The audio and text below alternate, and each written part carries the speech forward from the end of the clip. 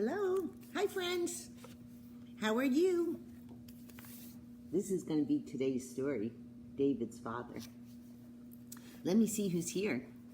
Who's listening to a story today? Hi, Sam and Henry. Hi, Samantha and Benny. I see you. Hi, Sarah and Oliver.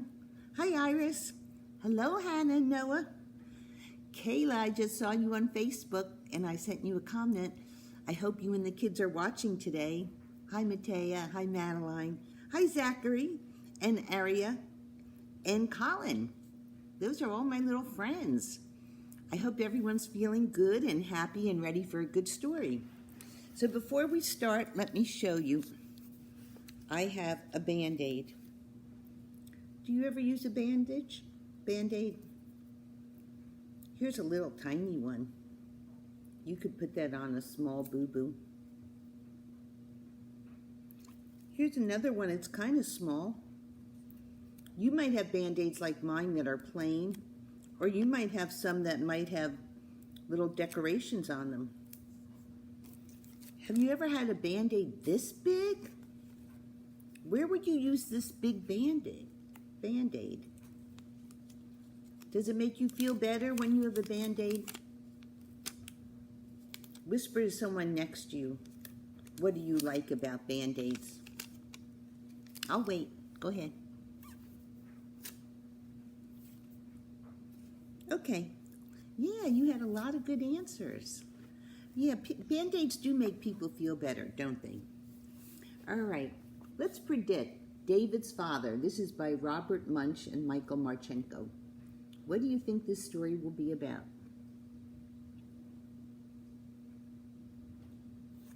Okay, did you whisper your prediction to someone?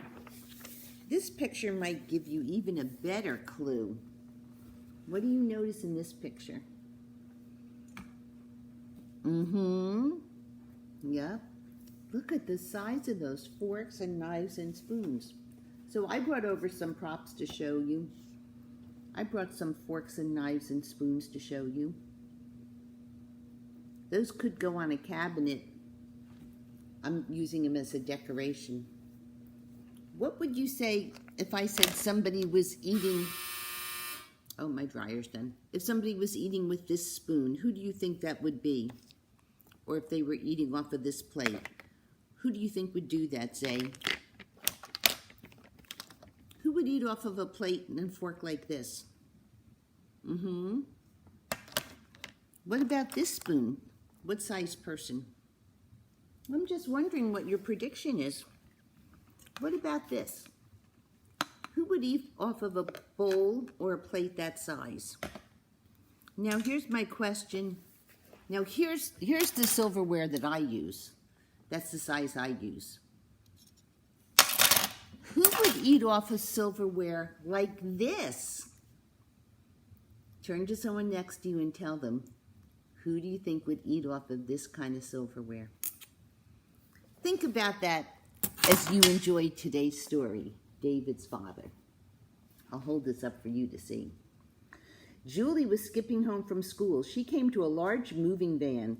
A man came out carrying a spoon, only it was as big as a shovel. Another man came out carrying a fork, only it was as big as a pitchfork. A third man came out carrying a knife, only it was as big as a flagpole.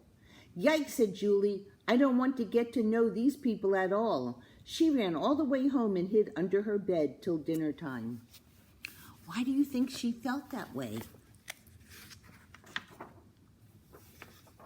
Did the size of the utensils give you a clue? Let's find out. This is interesting. The next day, Julie was skipping home from school again. A boy was standing where the moving van had been. He said, "Hi, my name's David. Would you like to come and play?" Julie looked at him very carefully. He seemed to be a regular sort of boy, so she stayed to play. What do you think? Do you think they might become friends? Sure. Uh-oh. What is happening? There's Julie, and it looks like stuff is falling down. Let's find out. At 5 o'clock, from far away down the street, someone called, "Julie, come home and eat." "That's my mother," said Julie. Then someone called, "David." "That's my father," said David. Julie jumped up in the air, ran around in a circle 3 times, ran home, and locked herself in her room till it was time for breakfast the next morning. How do you think Julie was feeling? What do you think, Zara? Do you agree, Oliver? Why was she feeling scared? What had happened? Turn to someone next to you and tell them what had happened. Yeah, that voice sounded loud, didn't it? That was a little scary. The next day, Julie was skipping home from school. And she saw David again. He said, "Hi, Julie, you want to come and play?" Julie looked at him very, very carefully. He seemed to be a regular boy, so she stayed and played. When it was almost 5 o'clock, David said, "Julie, please stay for dinner." But Julie remembered the big knife, the big fork, and the big spoon. "Well, I don't know," she said. "Maybe it's a bad idea. I think maybe no. Goodbye, goodbye, goodbye." "Well," said David, "we are having," let's see what they're having. Cheeseburgers, chocolate milkshakes, and a salad. "Oh," said Julie, "I love cheeseburgers." I'll stay. What would you have done? And what did you like that they were serving? Okay. Well, this looks unusual. Here's David and Julie sitting at a small table, eating, and what's above them? What in the world? Make your prediction. What is above them? You want to find out? Okay. So they went into the kitchen. There was a small table with cheeseburgers, milkshakes, and salads. On the other side of the room, there was an enormous table. On it were a spoon as big as a shovel, a fork as big as a pitchfork, and a knife as big as a flagpole. "David," whispered Julie, "who sits there?" "Oh," said David, "that's where my father sits. You can hear him coming now." David's father sounded like this.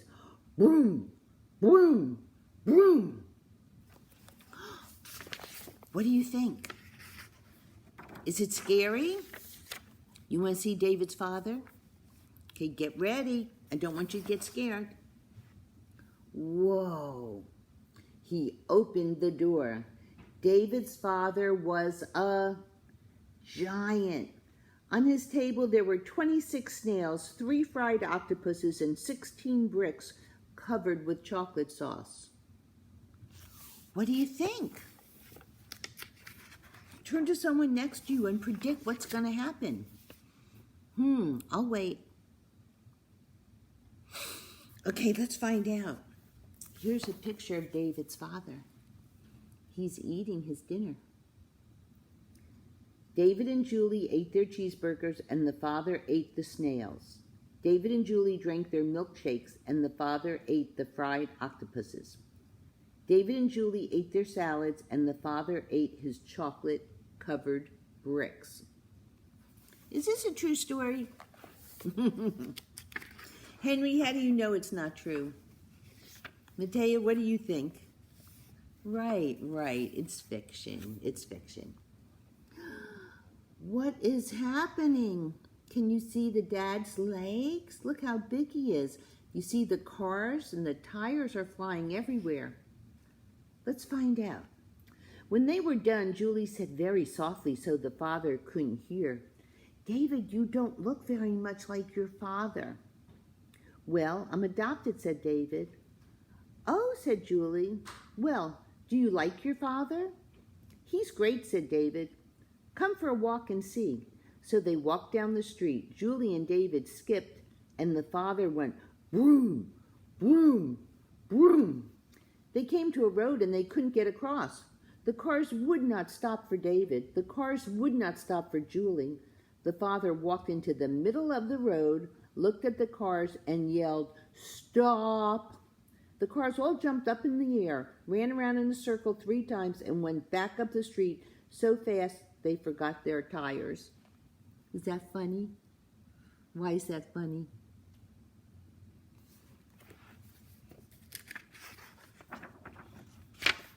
What's going to happen next? I see kids running. I see clothes flying. Can you predict what's going to happen? Go ahead, turn to the person next to you. Henry, say something to Sam and tell him. Oliver, tell Zay what you think's going to happen. Benny, tell Samantha, what do you think? Kayla, have your kids make their predictions. Okay, let's find out. There were 6 big kids from grade 8 standing in the middle of the sidewalk. They looked at David. They looked at Julie, and they looked at the food. Then one big kid reached down and grabbed a box of ice cream. David's father came round the bend. He looked at the big kids and yelled, "Beat it!" They jumped right out of their shirts. They jumped right out of their pants and ran down the street in their underwear. Julie ran after them, but she slipped and scraped her elbow. Has that ever happened to you? Oliver, has that happened to you? I remember you had to get a Band-Aid for your boo-boos. Oh, look at David's dad. He's talking to Julie. Look at his nice smile. David's father picked her up and held her. Then he put a special giant bandage on her elbow. Julie said, "Well, David, you do have a very nice father after all, but he is still kind of scary." What do you think, boys and girls? Is he scary? Is he nice or is he scary? Or is he both? Can he be both? I wonder. What do you think? Let's find out what happens at the end. Here's the last picture. Whoa, what is that? It looks like a hairy leg, really big. "You think he is scary," said David. "Wait till you meet my grandmother." And that story was called David's Father. Did you like that story? Do you know what does it mean to be adopted? So it means somebody else is raising you that didn't give birth to you, but they love you and they chose you to have you. And David's father chose him. Do you know, are you adopted? Or do you know anyone who's adopted? Yeah, that would be an interesting thing to write about and draw pictures of. Another thing that would be interesting would be to draw some plates and utensils, forks and spoons, and do all different sizes. And then draw the people who would be eating at that size. And I can't wait to see who you draw for this size. Does it matter whether you're big or small? Can you still be nice? Yeah. So that's a lesson we can learn right there. So in this story, we found out Julie was scared in the beginning, wasn't she? But then what happened once she got to know David's father? Yeah, did she change her mind? Has that ever happened to you once you got to know someone? Sure. So today when you have time, can you draw me a picture? Can you write me some sentences? Can you write a story? In your story, can you draw your utensils, some spoons, knives, forks?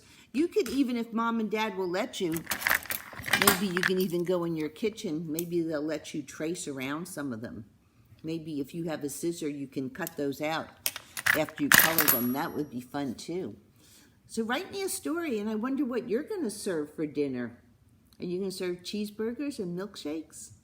Maybe you'll invite me to your house for dinner. That would be fun. All right. Well, it's been fun reading to you. As always, love ya. Love Mimi. Bye.